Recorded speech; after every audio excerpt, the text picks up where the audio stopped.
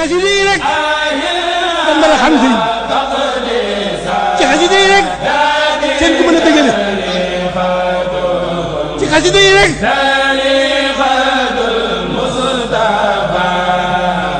ci xasida yi rek dañ mën a xam sëriñ. li tey ñu ngi dem ci xasida gu mag xasida gu mbokk yëpp bëgg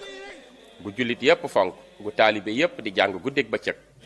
léppam di njariñ muy xasida ak mafatihul bishri wal amni wal janna fi salaati wa taslimi ala muqimi sunna. ndax bi mu nee mafatihul bishri mooy caabi mbég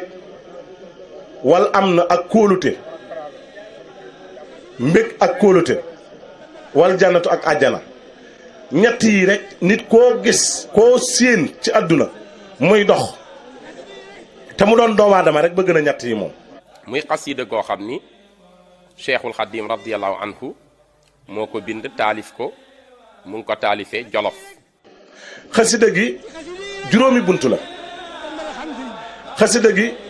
374 bayit la ñetti téeméeri bayit la ak juróom-ñaar fukki bayit ak ñeenti bayit. ginnaaw ñeenti ati gànnaar juróomi ati jolof yi mu def diggante 1907 ba 1912 jamono ba fa sëriñ bi nekk bokk na ci xasaayit ya mu taalife foofu. ñu ngi tënk ci ayab inna allaha wa malaikatahu yusalluna ala nabi ayyuha alladina amanu sallu alayhi wa sallimu taslima. muy xasida goo xam ni xasida bayre la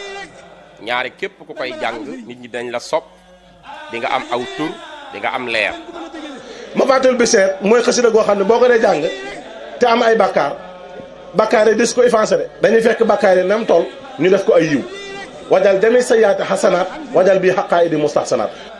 ku ko jàng ba àggal jële nañ ci mag ñi gën a maandu te nu jële ci seexul xaddiim yaakaari jaam ñi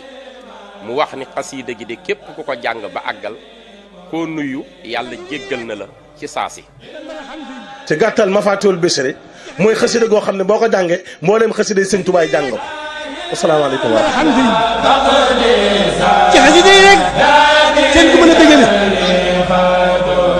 ci xasida yi rek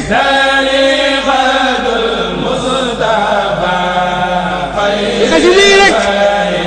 dañ mën a xam sëriñ ci xasida yi rek seen ku mën a dëggale ci xasida yi rek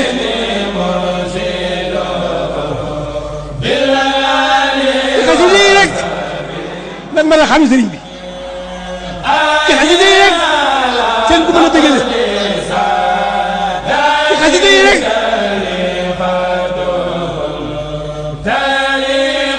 ci xasida yi rek dañ mën a xam sëriñ bi ci xasida yi rek seen ku mën a dëggale